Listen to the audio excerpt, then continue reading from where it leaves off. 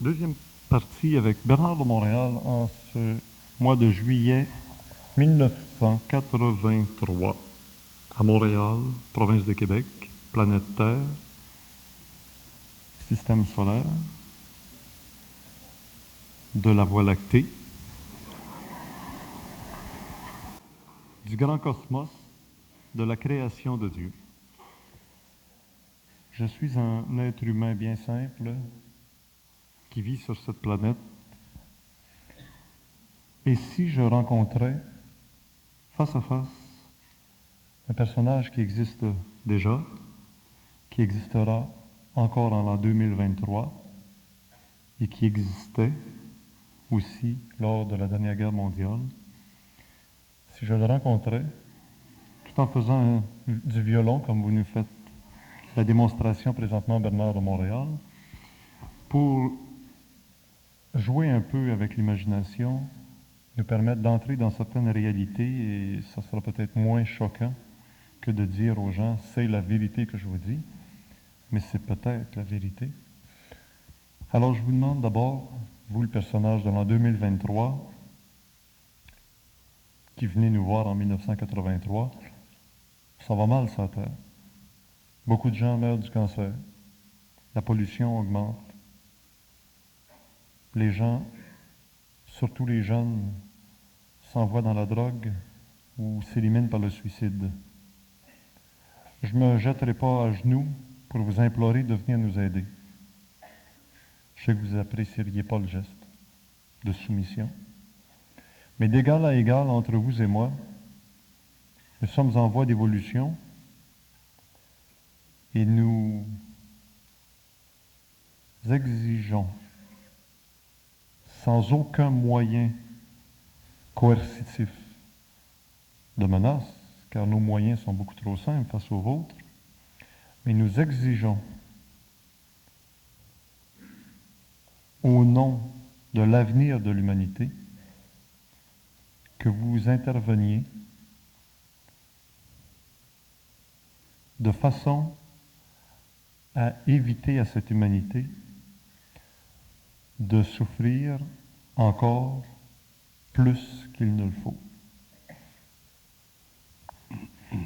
D'abord, il faudrait bien noter que ça, c'est un scénario, hein? Bon, alors je joue le scénario.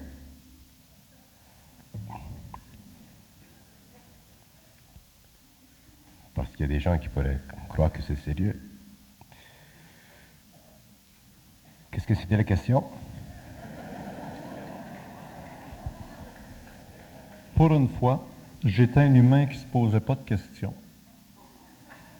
Pour une fois, j'étais un humain qui était assez conscient pour exiger consciemment l'intervention des êtres qui planifient les scénarios et qui se servent de l'humanité comme des marionnettes pour leur grand bénéfice à eux, se disant « Nous allons réussir dans ce plan de la création divine mieux que vous autres de l'autre côté de la création divine. » Et comme nous savons et nous avons l'impression de bien voir le jeu de ces entités supérieures, nous exigeons que tout ça s'arrête et qu'on nous rende ce que nous avions déjà au départ, autant sur le plan physique que sur le plan astral, que sur le plan éthérique.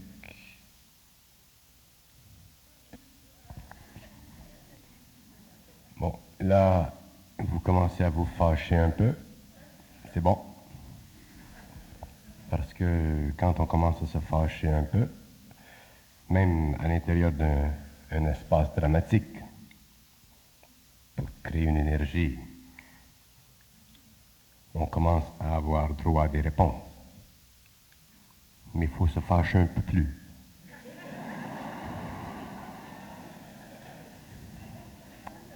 C'est drôle que ça me rappelle le très ancien film Le Retour des Jedi, où on voulait bien que la haine entre dans le cœur de celui qui était opprimé.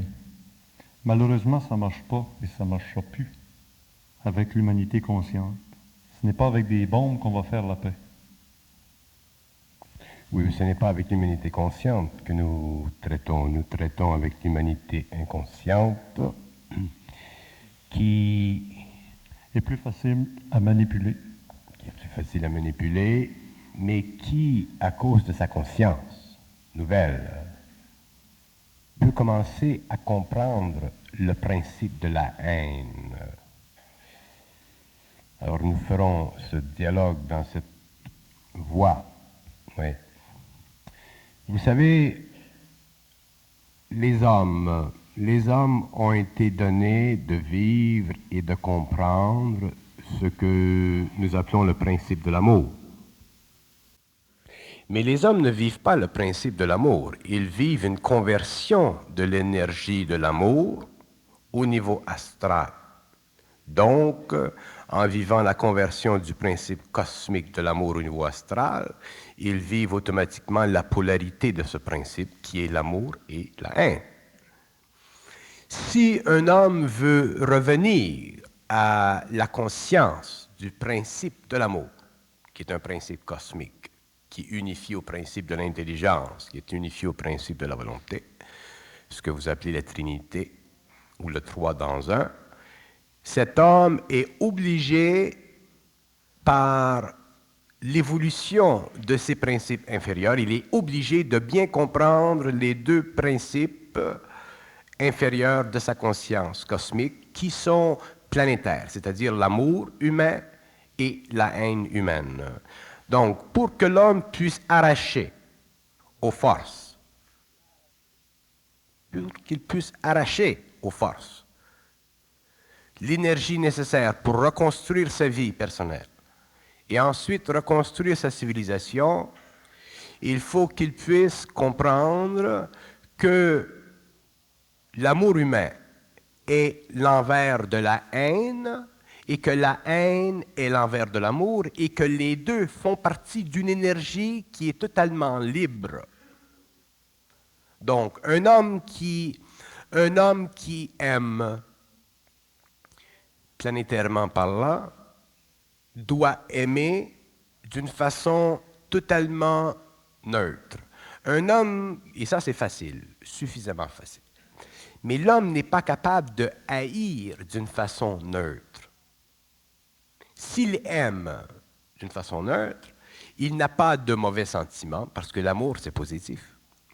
Mais s'il haït d'une façon neutre, automatiquement, il développe des sentiments parce qu'il sait très bien que haïr ne fait pas partie de la nature normale de son comportement social, tandis que aimer fait partie de la nature normale et élevée de sa conscience sociale. Donc, pour que l'homme réussisse à nous arracher des forces, parce que nous ne pouvons pas donner à l'homme librement, l'homme doit atteindre un niveau d'évolution, c'est-à-dire un niveau de sensibilité, c'est-à-dire un niveau de vibration qui puisse nous permettre à nous de transférer en lui, sur ses plans inférieurs, l'énergie dont il a besoin pour travailler dans la vie, pour créer. Mais si l'homme n'apprend pas à haïr ce qui est cosmique, il sera englobé par le cosmique, parce que le cosmique est trop puissant pour lui. Il est trop puissant pour qu'il l'aime. Un homme qui aime le cosmique spiritualise sa nature. Un homme qui haït le cosmique rend sa nature à lui-même. C'est-à-dire qu'il reprend ce qui lui a été enlevé pendant l'involution.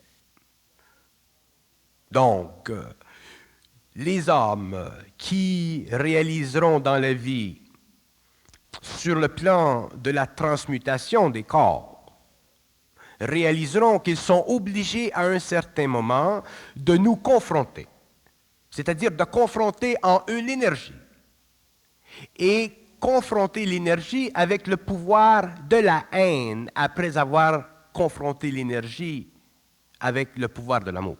Donc les hommes peuvent au début nous aimer parce qu'il y a beaucoup de voiles entre eux et nous, il y a beaucoup d'illusions maintenues, ainsi de suite, pour des raisons qui font partie de leur sécurité psychologique. Lorsqu'ils sont suffisamment avancés dans la découverte de la subtilité des formes qui créent leur amour, lorsqu'ils commencent à vivre de notre énergie, donc à souffrir de notre présence, donc à vivre ce que nous appelons pour eux l'initiation solaire, à ce moment-là, ils passent de l'amour à la haine. Et en pouvant nous haïr, ils détruisent finalement les dernières fibres de l'illusion astrale. Ils détruisent finalement les dernières fibres de l'amour passionnément enregistré dans les mémoires d'âme. Et ils sont capables, à partir de ce moment-là, de commencer à bénéficier de notre intelligence, c'est-à-dire du concours étroit, volontaire, de notre présence dans leur domaine, c'est-à-dire dans leur planète ou sur leur planète à travers leur corps matériel. Donc, nous pouvons affirmer d'une façon suffisamment forte que l'homme de demain ne bâtira plus sa vie sur l'amour du cosmique, mais bâtira sa vie en fonction de la haine du cosmique. Et lorsqu'il aura pu haïr le cosmique, il commencera à prendre ses droits.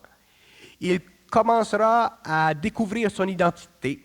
Donc, il commencera à fusionner avec nous. Parce que la fusion avec nous est tellement puissante, elle est tellement présente, elle est tellement réelle que l'homme, dans son enveloppe chétive, ne peut pas l'absorber sans pénitence, c'est-à-dire sans souffrance. Et lorsque l'homme souffre, il se rebelle.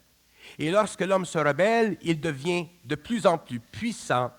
Et lorsqu'il se rebelle d'une façon très puissante, il devient lui-même, c'est-à-dire que nous sommes obligés, à cause de notre rapport avec lui, sur le plan de l'énergie, de lui accorder ce dont il a de besoin pour bien vivre sur le plan matériel, pour bien vivre sur les autres plans. Autrement dit, pour être totalement raccordé avec nous.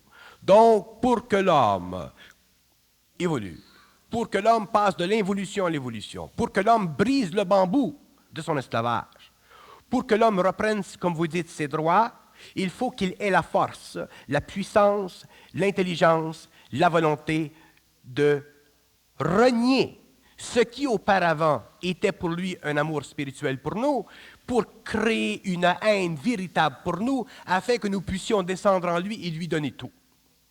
C'est le concordat qui existera entre les hommes de la Terre et les êtres qui font partie des mondes parallèles et qui s'occupent de l'évolution de la Terre.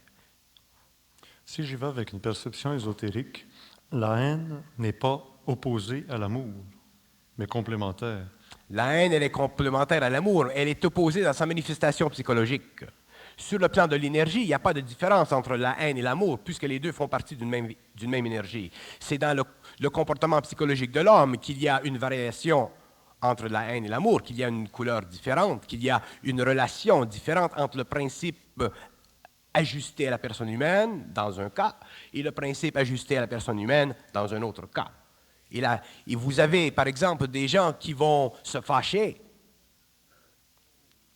et qui vont réaliser ensuite qu'ils ne sont plus fâchés. Il n'y a plus de résidus dans leur fâché. Bon, alors c'est la même chose. Ce n'est pas entre les hommes que la haine doit être utilisée. L'amour a été donné à l'homme pour qu'il s'en serve sur la planète, pour coaguler sa société, pour établir des relations harmonieuses avec les autres hommes. La haine doit jamais être utilisée entre les hommes, elle doit être utilisée entre l'homme et nous. La fonction de la haine est une fonction créative dans le cosmos.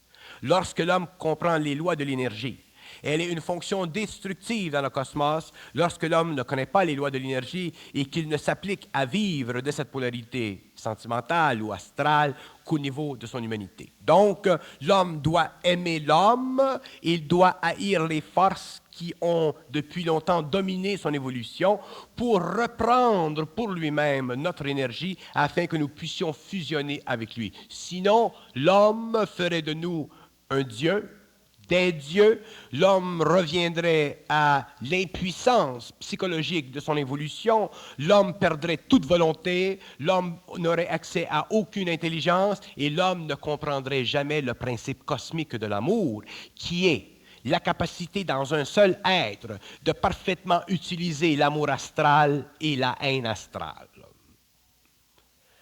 Je vous donne un exemple. Prenez le cas du Nazaréen. Le Nazaréen qui va dans le temple et qui se sert d'un fouet pour faire sortir les vendeurs, et ainsi de suite. Ce n'est pas une haine subjective qu'il véhicule, c'est une énergie cosmique qui lui permet de rendre compte à l'humanité que le pouvoir cosmique est au-dessus de l'organisation sociale et psychologique des activités humaines. Donc, la haine de l'homme manifestée d'une façon observationnelle sur le plan psychologique est rendue à un domaine qui est totalement occulte, c'est-à-dire la conscience du Nazaréen à ce moment-là, comme l'amour qu'il avait pour ses amis était rendu à une conscience occulte chez l'homme de ce moment-là. Donc, l'homme, pour que l'homme travaille avec nous, pour que l'homme soit infusé, pour que l'homme soit relié, pour que l'homme soit fusionné avec nous, il devra un jour apprendre à utiliser l'amour pour les hommes, à utiliser la haine contre nous, afin que nous puissions faire descendre en lui l'intelligence, l'amour et la volonté cosmique qui deviendra son patrimoine, qui fera partie du concordat entre l'invisible et le temporel et qui permettra à l'homme, une fois pour toutes, de commencer à reprendre ses droits. Sinon, l'homme, s'il n'est pas capable d'utiliser, de comprendre la rébellion de son esprit contre nous, sera toujours hypnotisé par nous, il sera toujours assujetti à nous parce que notre puissance est trop grande.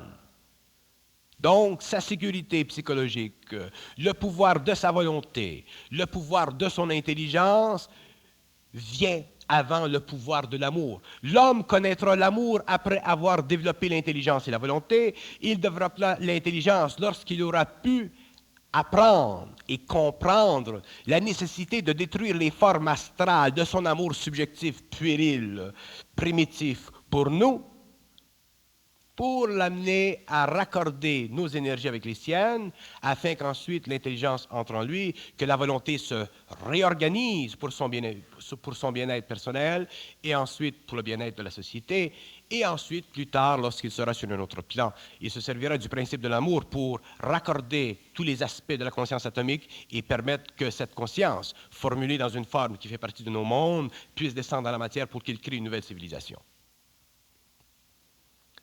Toujours en nous situant au rôle du personnage de 1983 qui parle à vous de l'au-delà, de l'an 2000, je demande au nom de l'humanité pourquoi sommes-nous obligés de vivre dans notre corps physique cette tension?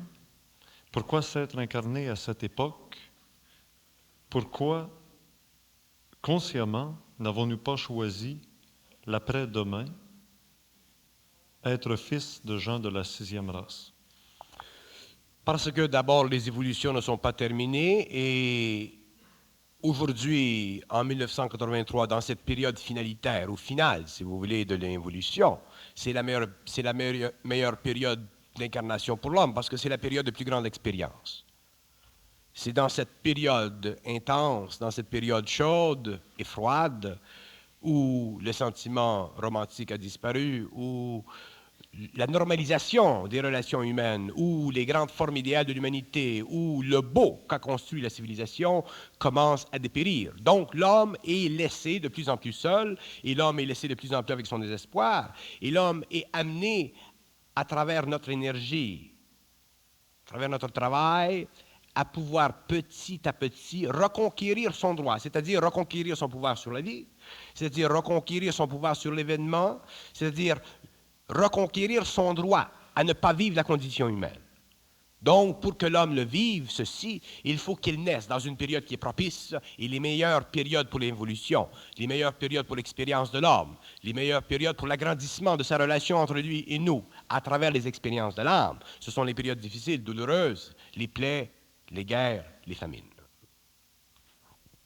Alors, je me situe encore au niveau du personnage de 1983 qui vous regarde et qui dit « La manipulation ou la tolérance que vous avez vis-à-vis le désordre nous laisse perplexes quant à votre bonne conscience devant ce qu'on appelle le bien. Et par conséquence, on s'interroge sur la nature même de vos intentions.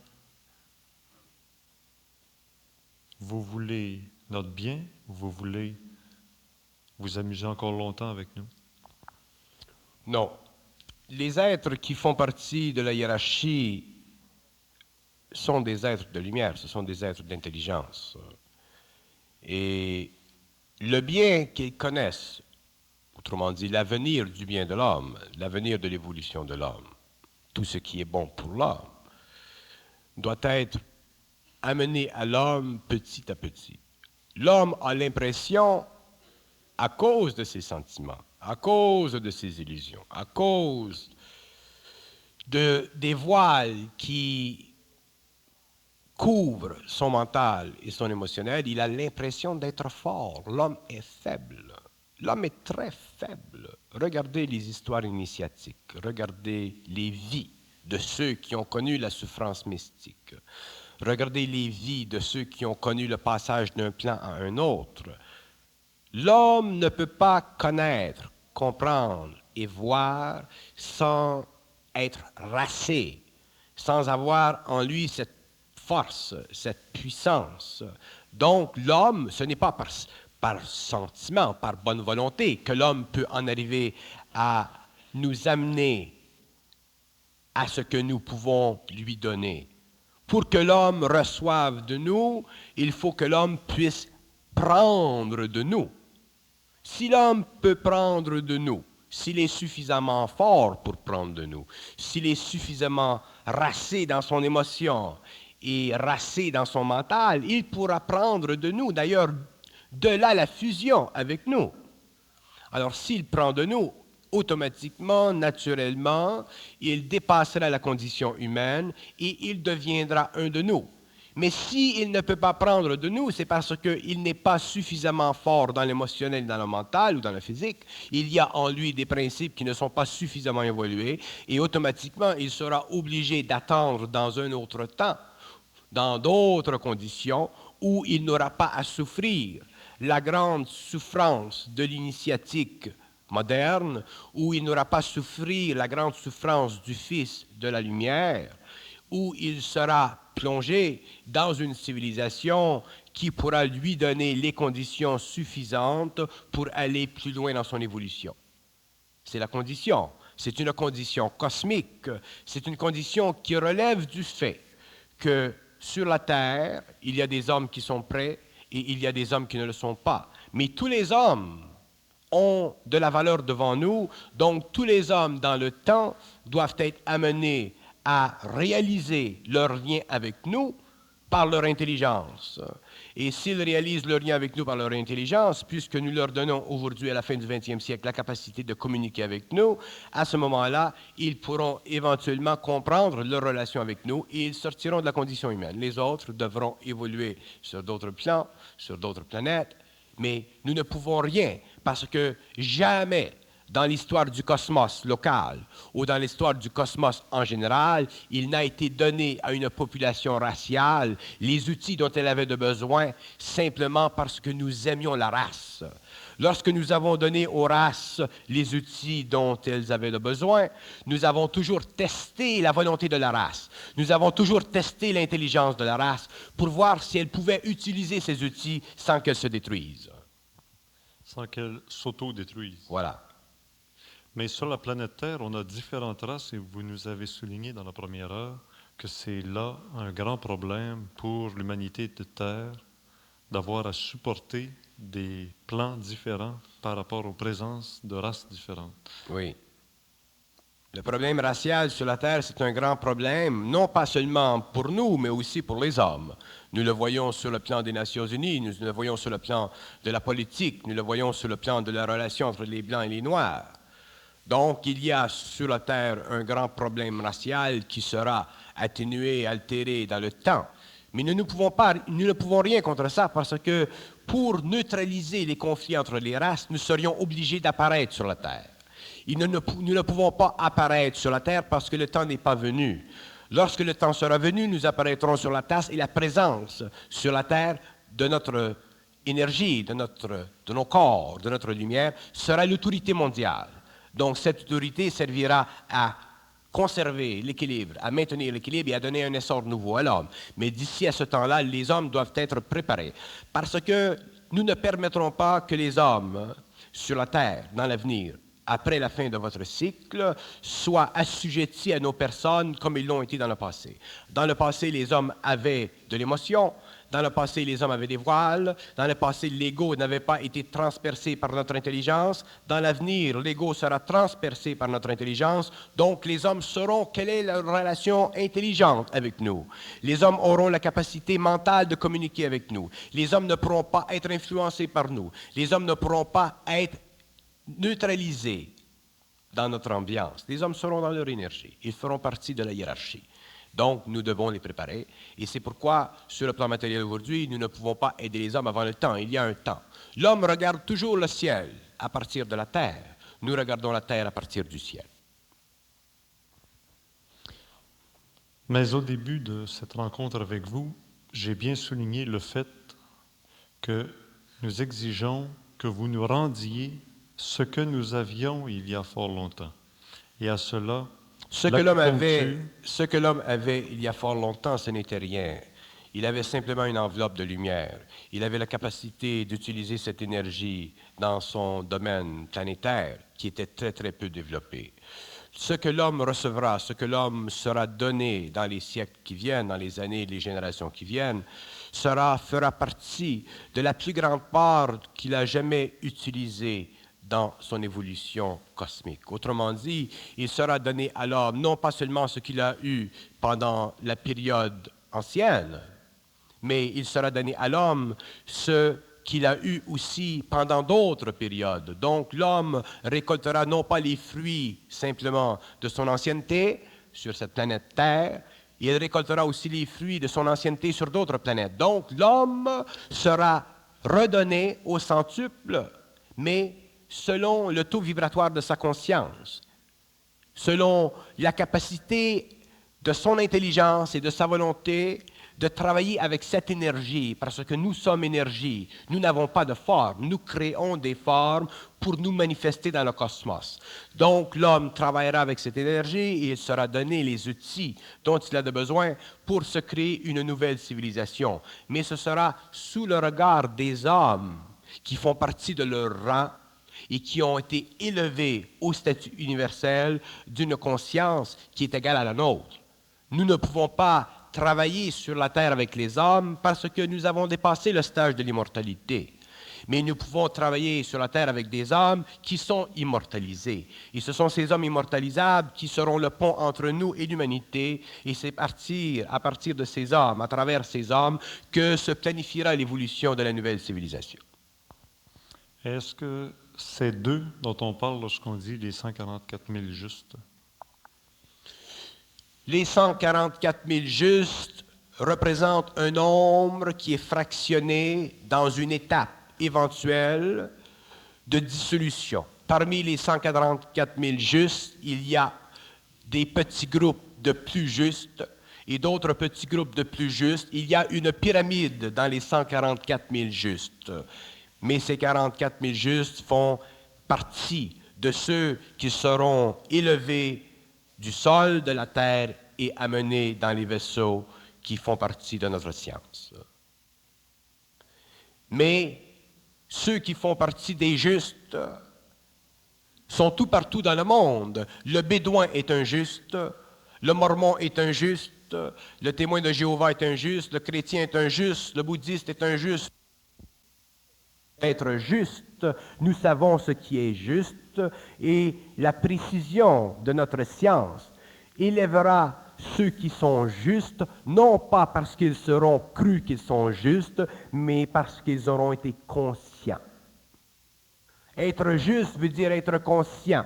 Que vous soyez juste dans vos mœurs, que vous soyez juste dans vos manières, dans vos habitudes religieuses, que vous soyez juste dans vos habitudes culturelles. Cette justice fait partie de votre expérience astrale, elle fait partie de votre expérience d'âme. Il y a beaucoup d'hommes justes dans le monde. Ce n'est pas parce qu'un homme est juste d'après son ego qu'il est conscient.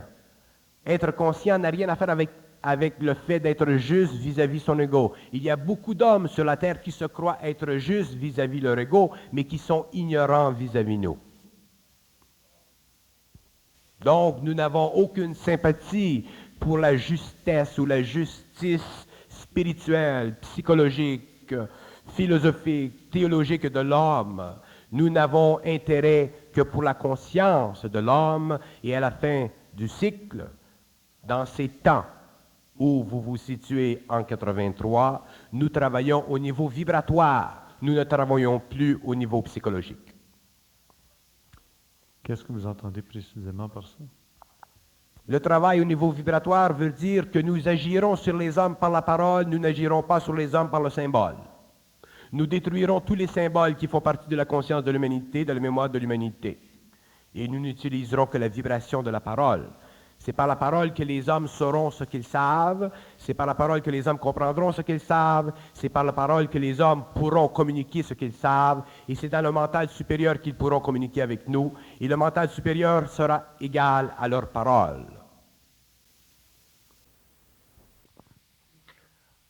Est-ce un fossé qui nous sépare entre 1983 et ces gens de la sixième race, ou ce n'est qu'un très long corridor?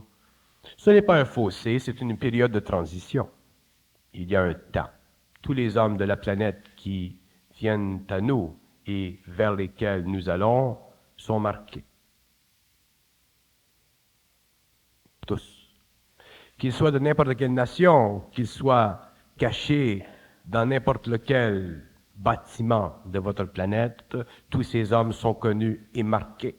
Et tous ces hommes seront reconnus dans le temps. Mais ils vivront la transformation de leur conscience pour qu'ils passent de l'état de l'inconscience, c'est-à-dire du mort vivant, au vivant réel. Mais ces gens de la sixième race m'ont l'air très peu matériels, beaucoup plus éthériques que matériels. C'est avec l'évolution du pouvoir de l'homme que la conscientisation des atomes de son corps matériel changera. Mais ce qui est important pour la sixième race, c'est la conscience. Le reste, le pouvoir, la liaison, autrement dit, entre notre énergie et eux, qui sera leur pouvoir, sera proportionnelle à leur évolution dans le temps et les différentes nécessités de la civilisation. Mais lorsqu'on commence à sentir la conscience cosmique en soi, on se... Vous parlez de conscience cosmique, que vous parliez de conscience planétaire ou que vous parliez de conscience cosmique, cela n'a rien d'importance pour nous, parce que même le concept de la conscience cosmique, c'est un concept que vous ne connaissez pas, que vous ne comprenez pas. Vous comprenez la conscience planétaire parce que vous êtes des êtres inconscients sur la planète, mais la conscience cosmique, pour vous, ça n'a rien de réel. Ce n'est qu'une dimension idéale, projetée, manifestée par votre esprit philosophique pour essayer de capter l'essence de votre devenir. Lorsque l'homme sera dans sa conscience, lorsque l'homme sera dans son intelligence, lorsque l'homme aura réuni en lui le principe de l'amour, de l'intelligence et de la volonté, lorsqu'il aura une identité parfaite, autrement dit, lorsqu'il sera en parfaite harmonie avec nous, l'homme sera automatiquement un être créateur. Donc, que vous appeliez sa conscience cosmique ou que vous donniez un autre nom à sa conscience, pour nous, ça n'a aucune importance parce que ce sont des mots et nous n'avons aucun intérêt dans les mots, nous n'avons aucune signification dans les mots. Nous donnons aux mots une signification afin d'aider l'homme à comprendre ce que nous voulons dire, mais l'homme ne peut pas comprendre ce que nous voulons dire parce que ce que nous voulons dire n'est pas de l'ordre psychologique, intellectuel, cérébral, il est totalement de l'ordre vibratoire.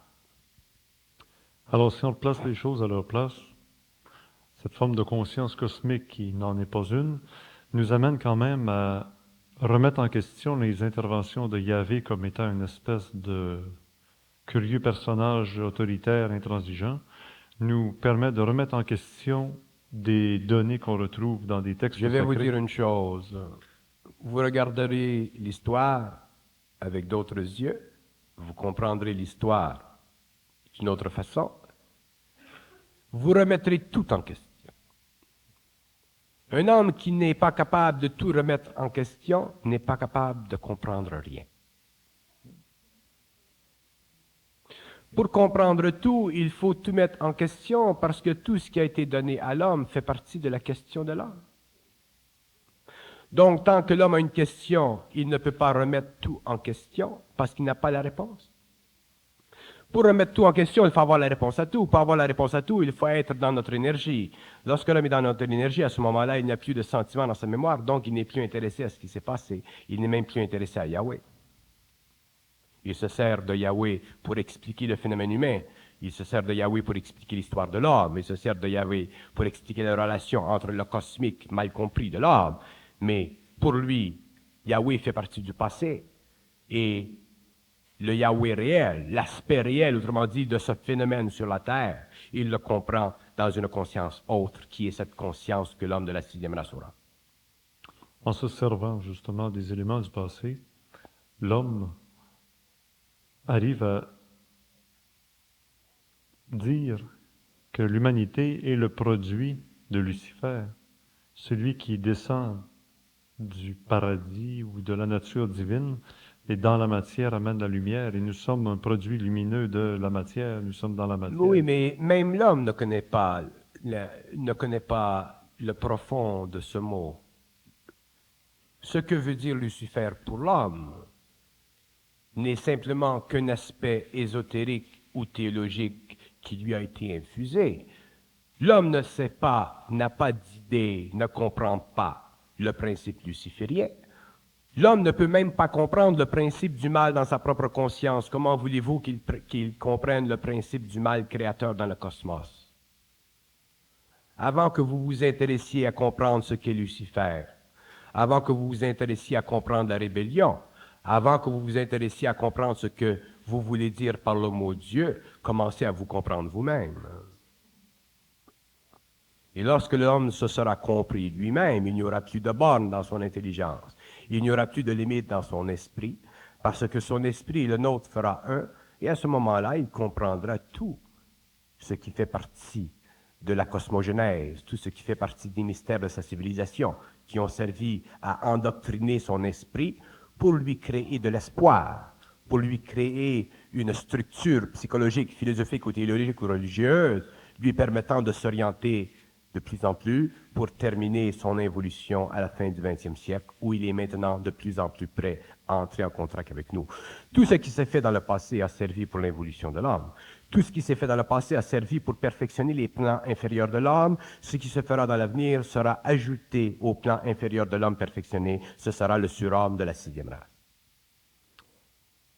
Mais l'homme qui veut vivre bien dans sa peau, bien se comprendre lui-même, se rend compte d'une chose en étudiant attentivement son environnement, c'est que dans sa maison, il s'est embourbé dans des statues de Sainte Vierge, de Sacré-Cœur, de Bouddha, de Lao Tzu, de paquets de livres poussiéreux, et à un moment donné, il en souffre, il en est malade de la poussière qui l'environne, et il commence à jeter dehors, statue après statue, livre après livre. Mais on ne doit pas lui reprocher de commencer par mettre Lucifer dehors, mettre Yahvé dehors, mettre Bouddha dehors, mettre les autres dehors, parce que le jour où sa maison sera nettoyée, il vivra en santé. Oui, évidemment, lorsque vous avez trop d'amis, il y en a qui sont bons, il y en a qui ne sont pas bons. Donc, vous mettez ceux qui ne sont pas bons dehors. Et ensuite, si vous en avez trop qui sont bons, vous les mettez dehors aussi parce que vous ne serez jamais en paix. Le meilleur ami de l'homme, c'est lui-même. Alors, si l'homme ne se réalise pas en tant que lui-même, en tant qu'identité, et qu'il a besoin d'amis, donc il ne pourra jamais être bien dans sa peau. Et une fois qu'il est bien dans sa peau, qu'il a mis Lucifer dehors, qu'il a mis toutes les différentes sortes d'amitiés dehors, ensuite il peut les rappeler de temps à autre pour leur parler, pour voir ce qu'ils ont à dire, mais à ce moment-là, il n'est plus intéressé à bavarder avec eux. Il est capable de bien s'asseoir avec eux et de parler avec intelligence parce qu'il est déjà bien dans sa peau. Donc, à ce moment-là, l'homme est neutre. Il a fait la synthèse du bien et du mal. Et de temps à autre, il est intéressé de savoir ce qui se passe dans le camp du mal. De temps à autre, il s'intéresse à ce qui se passe dans le camp du bien. Et ça fait un peu de changement dans sa vie. Mais essentiellement, cet homme doit toujours être sur ses gardes vis-à-vis ce qu'on appelle l'establishment, la psychologie des masses et la psychologie Un homme large. qui est bien dans sa peau n'a pas à combattre l'establishment. Il est suffisamment intelligent pour bien s'intégrer à ce qui existe. La qualité, d'ailleurs, j'ai déjà dit, le discernement, le fameux discernement, qui est plus grand que la sagesse, parce que la sagesse fait partie de l'intelligence du cœur. Le discernement fait partie de la qualité, c'est la qualité même de l'intelligence. Un homme qui est dans son intelligence et qui ne laisse pas son intelligence contaminée, affectée, peut très bien bénéficier de ce qui existe aujourd'hui sur le plan matériel. Donc, l'homme peut très bien facilement s'intégrer à l'establishment, mais il est suffisamment bien dans sa peau, suffisamment conscient dans son intelligence pour ne pas être abasourdi, assujetti à l'establishment. Ça ne vous dérange pas d'avoir une automobile de l'establishment? C'est bien que vous ayez une automobile de l'establishment. Si vous voulez aller nu-pied dans le monde, bien allez-y, mais achetez-vous des Band-Aids. Fourni par l'establishment. Fournis encore par l'establishment, effectivement. Je me rappelle, il y a plusieurs années, lorsqu'il y avait ce fameux mouvement de jeunesse que vous avez appelé le mouvement hippie. Alors, ce mouvement, il était merveilleux parce qu'il manifestait la séparation entre une vieille racine et la pousse d'une nouvelle. Mais ça faisait toujours partie du même arbre, l'inconscience. Et est-ce qu'on pourrait dire que la conscience est la sève qui monte dans l'arbre? Non, non. La conscience, c'est le vent qui déchire l'arbre, qui le déracine. Vous nous parlez de haine, vous nous parlez d'arbres déracinés. Il ne reste pas grand-chose au bout de la ligne. C'est la Mais belle non, façon. effectivement qu'il ne reste rien. Il ne reste simplement que le vide de la conscience mentale de l'homme. Si l'homme est vide, c'est-à-dire qu'il est vide de subjectivité, il est plein d'énergie. Donc, il est plein de volonté, il est plein d'amour, il est plein d'intelligence. Mais il faut qu'il soit vide de subjectivité. Oui, il est plein de rien. Plein de rien, ça n'existe pas. C'est simplement une affabulation sémantique. On est toujours plein de quelque chose. De merde ou... On est toujours plein de quelque chose. On ne peut pas être plein de rien.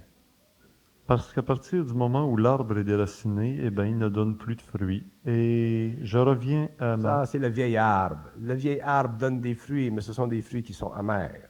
L'arbre nouveau qui sera planté après le déracinement de l'autre créera des fruits qui sont neufs.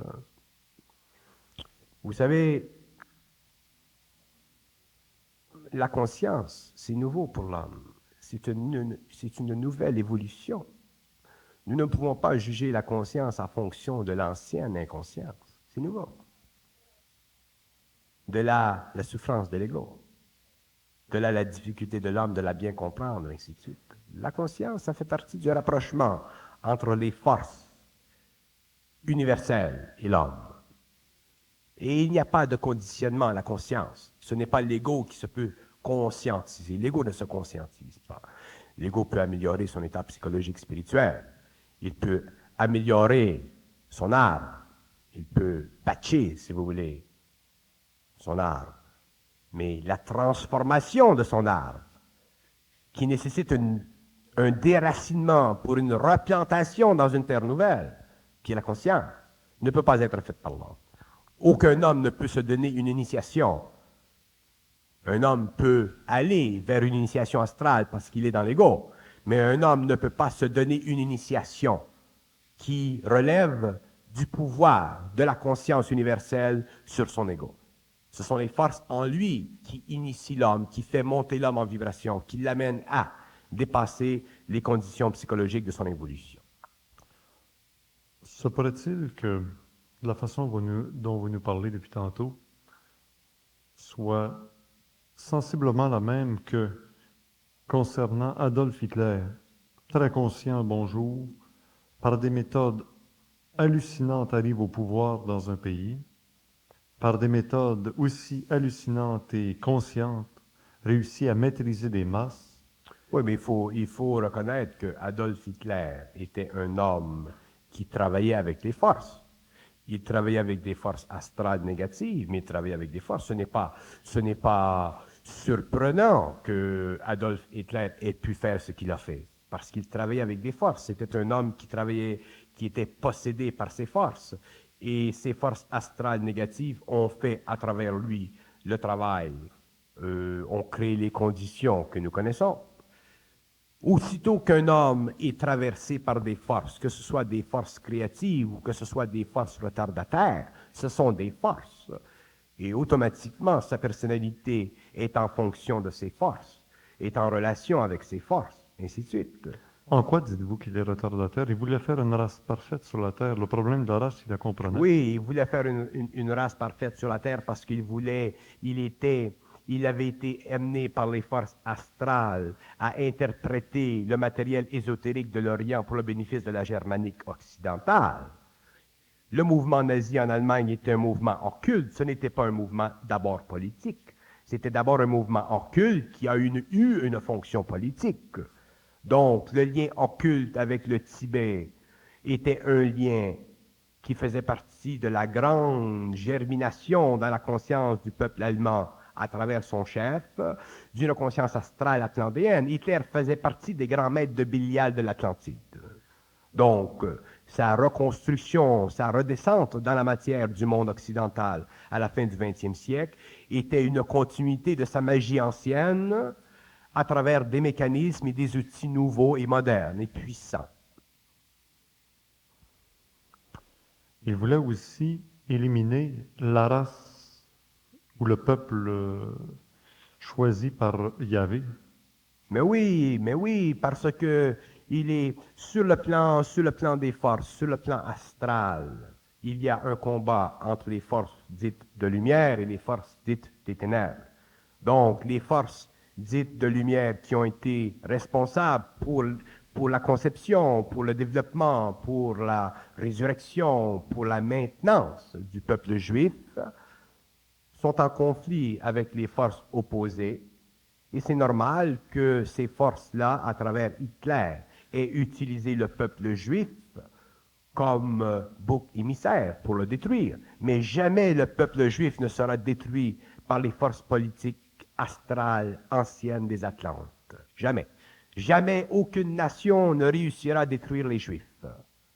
Jamais. Parce que les Juifs, hormis leur inconscience en tant que peuple, ont une fonction occulte à cause des grands initiés qui ont passé dans leur rang.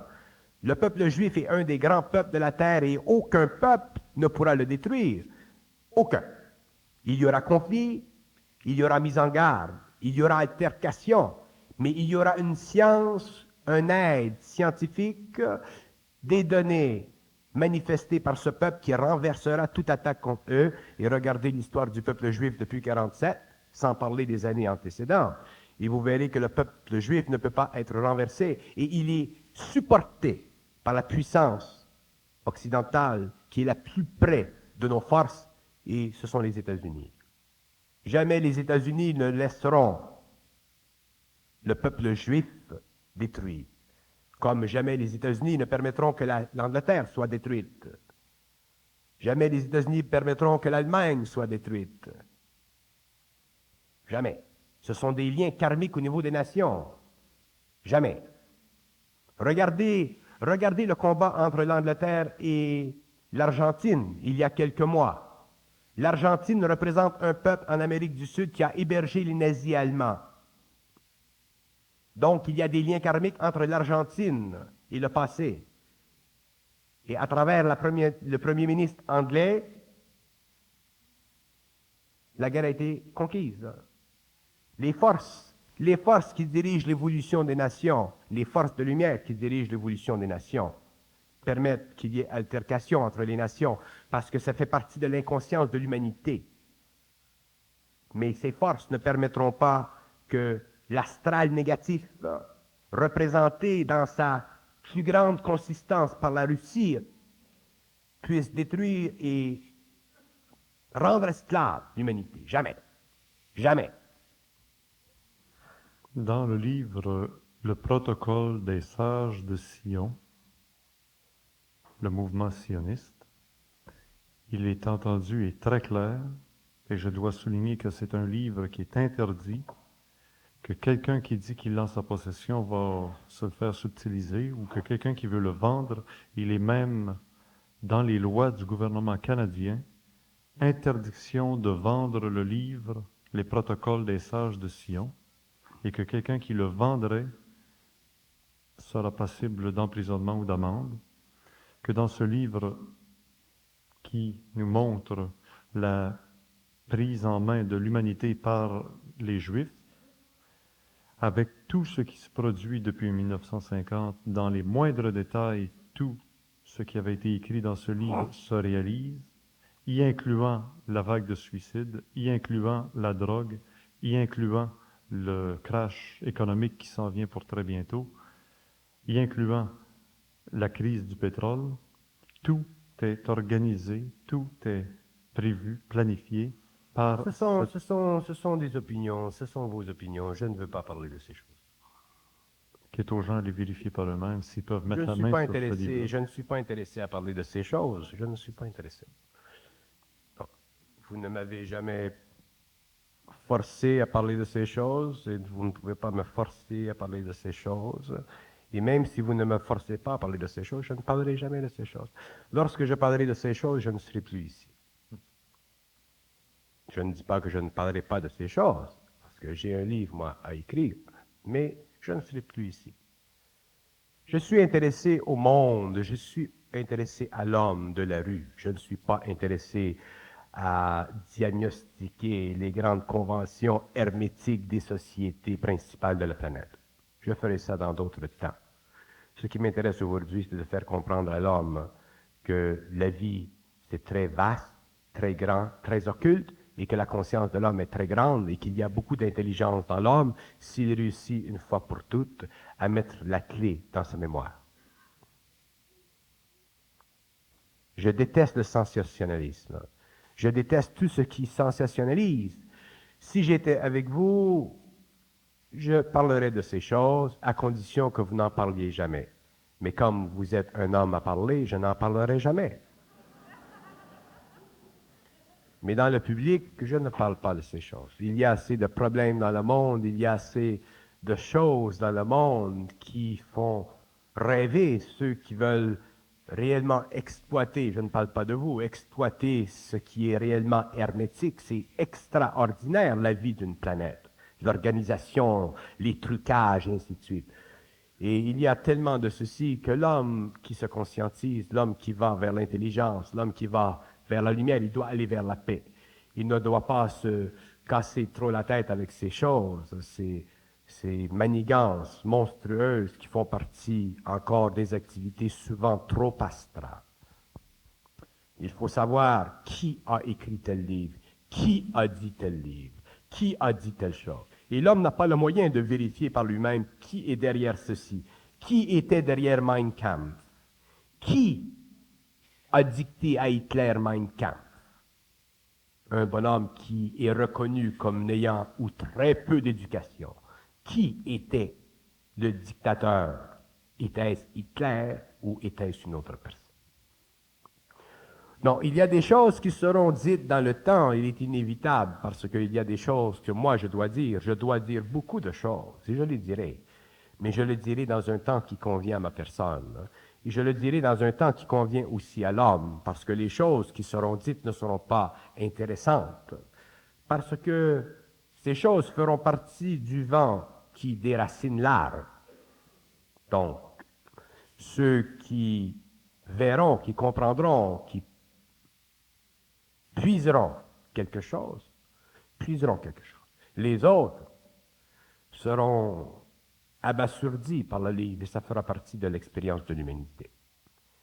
Nous sommes arrivés à un stage où l'homme ne peut plus jouer avec lui-même. L'homme ne peut plus jouer avec les forces qui conditionnent sa conscience humaine parce que nous sommes trop puissants dans l'homme. Nous sommes en lui maintenant et nous demeurerons en lui pendant des siècles parce que l'homme doit retourner à la lumière. Il doit reprendre ce qu'il avait auparavant, mais d'une façon qui est élevée au centuple. Les forces de la lumière et les forces des ténèbres seront fracturées. Mais il y aura un combat, et le combat est déjà commencé. L'homme doit par lui-même individuellement savoir. Si l'homme, et je vous le dis, je le répète, je l'ai dit maintes reprises, si l'homme croit un homme, il est fini dans les années qui viennent. C'est pourquoi j'ai déjà dit, et je le dis souvent dans mes séminaires, ne me croyez même pas, parce que vous ne me connaissez pas.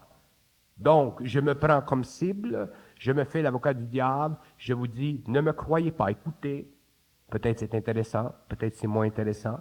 Demain, vous saurez, vous comprendrez par vous-même.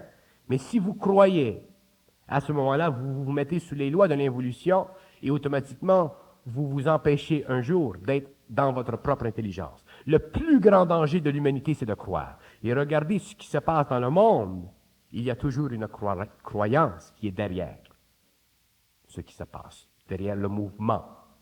Et ce n'est pas parce que nous croyons qu'un mouvement est spirituel ou bon qu'il ne peut pas être autre chose.